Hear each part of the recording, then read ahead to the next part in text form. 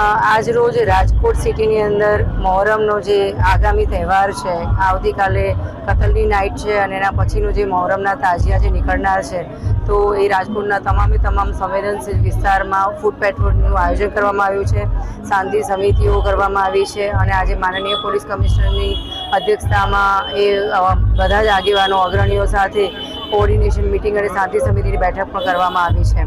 હાલની અંદર જેમ રાજકોટની પ્રજામાં કોમી એકલાસ એમનો જાણીતો છે, ભાઈચારો જાણીતો છે, આમ છતાં એમને જે પણ નાની મોટી તકલીફ હોય એનું ફૂડ પેટ્રોલિંગના વખતે નિવારણ થઈ શકે એના માટે અમે જાતે અત્યારે પેટ્રોલિંગ કરી રહ્યા છીએ.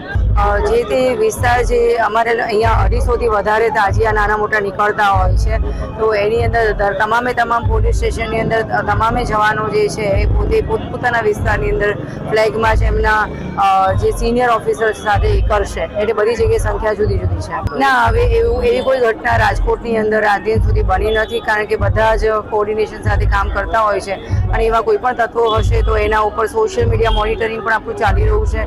ક્રાઇમ બ્રાન્ચ અને આપણે જે ડી સ્ટાફ, સર્વેલન્સ સ્ટાફ છે એની પણ પૂરતી નજર છે અને આપણે જાગૃત નાગરિકો છે એ પણ આપણે આવી કોઈ પણ ઘટના હોય તો જાણ કરતા હોય છે.